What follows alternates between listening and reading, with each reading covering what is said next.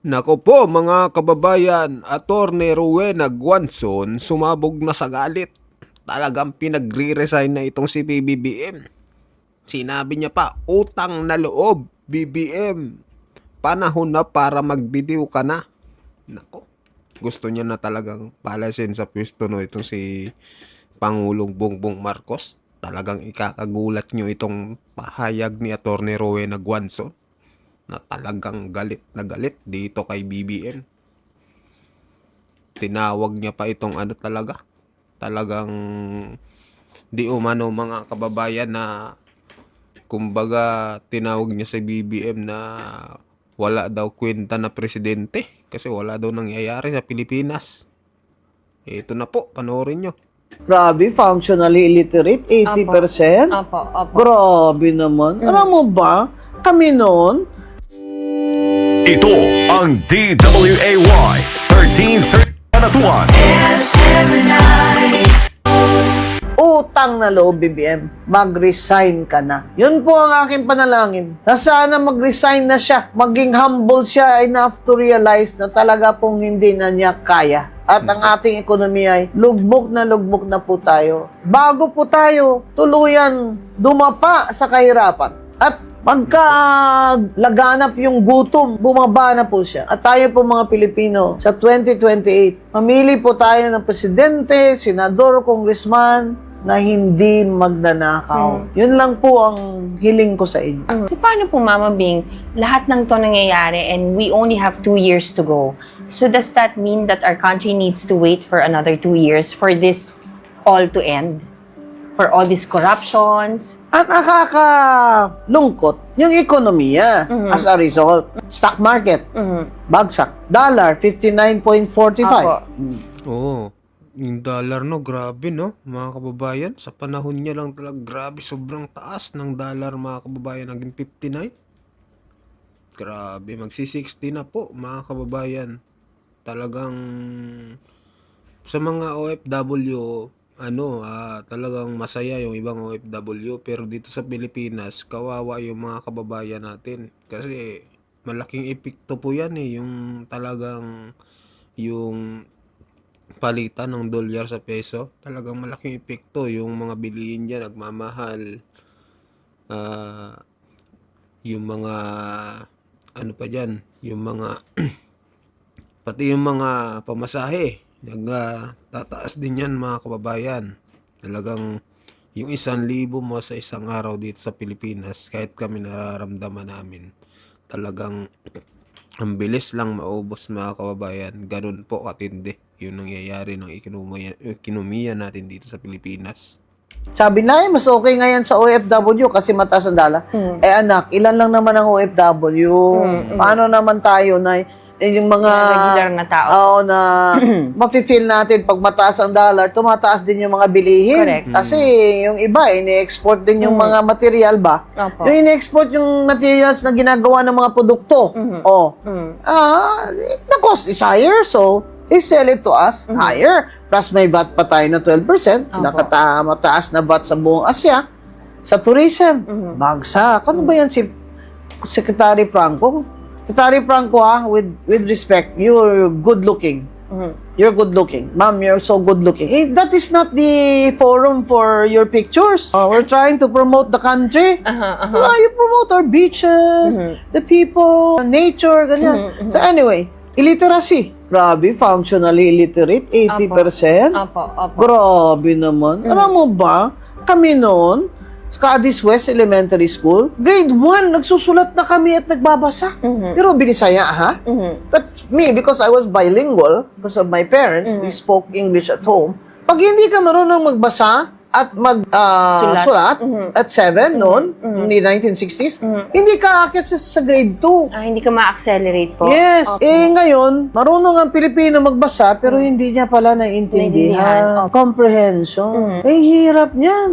Kasi yung mga libro nasa English, yung mga manual ng trabaho, English. How did we get to this? Ngayon lang nagising si BBM. All of a sudden, papunta na tayo sa bagong Pilipinas.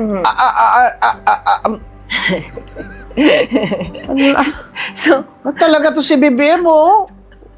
Pati doon sa United Arab Emirates, Ubo-ubo na lang siya eh. Papunta na tayo sa bagong Pilipinas. Ay, bakit? Saan po ba tayo pupunta? Ha? Magmamigrate na ba kami? Ha? Lunod na ba kami sa utang at mag-exodus na kami? Saan ba tayo pupunta? Hindi kami sasama sa iyo. Ikaw lang. Baka kaabi ka. Kumunoy na nga eh. Diyan na kami sa Kumunoy, oh. Ang solusyon niya lang, pupunta tayo sa bagong Pilipinas. Grabe naman to. Tingin talaga ni BBM sa atin, gaga na talaga tayo. Tanga na talaga tayo. Yan na masakit sa akin. Ganito na ang problema. Alam na nila na ganyan kalala ang problema. Bibigyan lang tayo ng solusyon na piecemeal. Yun. Oo. Inspection siya ng water purifier doon sa province ko. Di parang gago ka doon. Water purifier na barangay project, nandun ang presidente, gano'n. May bagong eroplano ang Philippine Airlines. Gawin siya. Bakit? Ikaw bang, ano ba yan? Credit mo ba yan na may bagong eroplano? Naka-discover ng more gas sa Malampaya 2. Opo. Bakit? Ikaw ba nag-discover? Bakit ikaw nagre-report niyan? Korporasyon yung nag-discover niyan? Ano pa? Alam mo kung minsan naiiyak na lang ako, kaya kung minsan at night, and I don't tell this, I cry silently when I pray. Because like many people, lalo na the poor, feeling ko another 2 years. Yeah. Diba? Parang, Wala nang hope. ayoko naman mangyari na babagsak talaga ang ekonomiya. For the United States and other countries to say, di ba what happened to Ferdinand Marcos when the United States, America said, you better have Opo. a snap election because hindi na kaya. Di ba? Ang mga tao nyo, ano na, they're protesting every day and these human rights violations, di ba? And the deficit. Ngayon, what do you have? You have a deficit budget every year that BBM and his cohorts in Congress. We have a deficit budget. So, Mama Na Bing, nakawin pa. We are a poor country. Meaning, ang ginagastos, sobrang-sobra ng trilyon-trilyon Apo. sa gagana rin o income ng Pilipinas. Diba?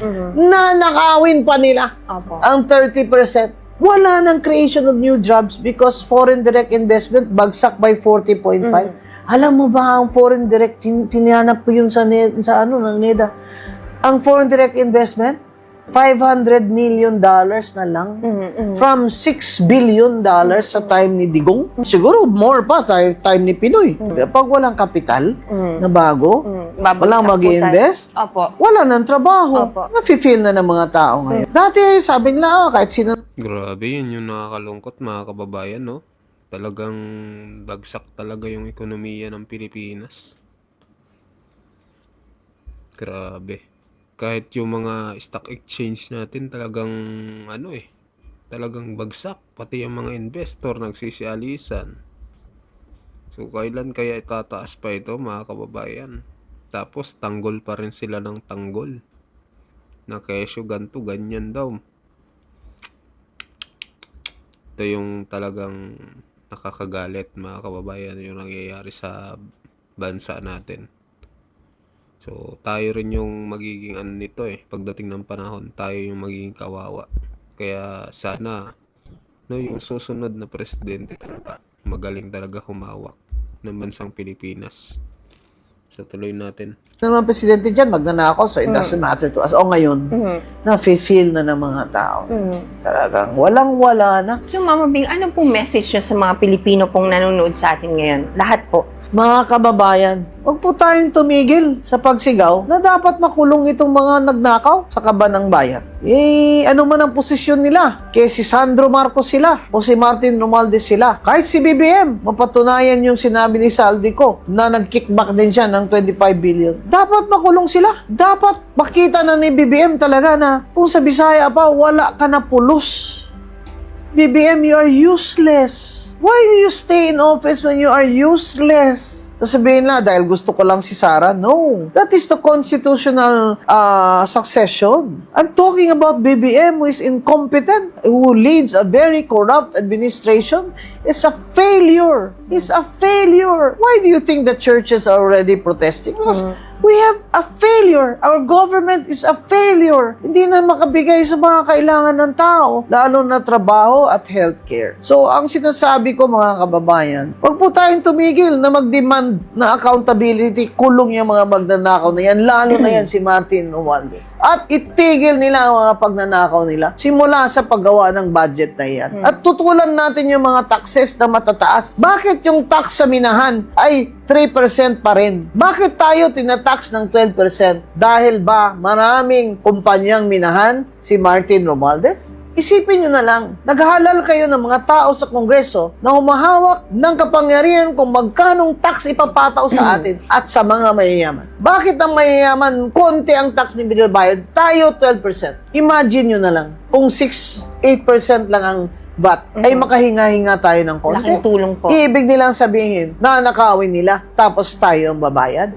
Tapos, hanggang apo ko sa tuhod, babayad pa ng utang ni BBM. Utang na loob, BBM. Mag-resign ka na. Yun po ang aking panalangin. Na sana mag-resign na siya. Maging humble siya enough to realize na talaga pong hindi na niya kaya. At ang ating ekonomiya ay lugmok na po tayo. Bago po tayo tuluyan dumapa sa kahirapan. At magka laganap yung gutom, bumaba na po siya. At tayo po mga Pilipino, sa 2028, mamili po tayo ng presidente, senador, congressman na hindi magnanakaw. Yun lang po ang hiling ko sa inyo. Ito Yun mga kababayan, ano pong masasabi nyo dito sa pahayag po ni Atty. Rowena Guanzo, no? Na gusto nyo ng pag-resignin itong si BBM.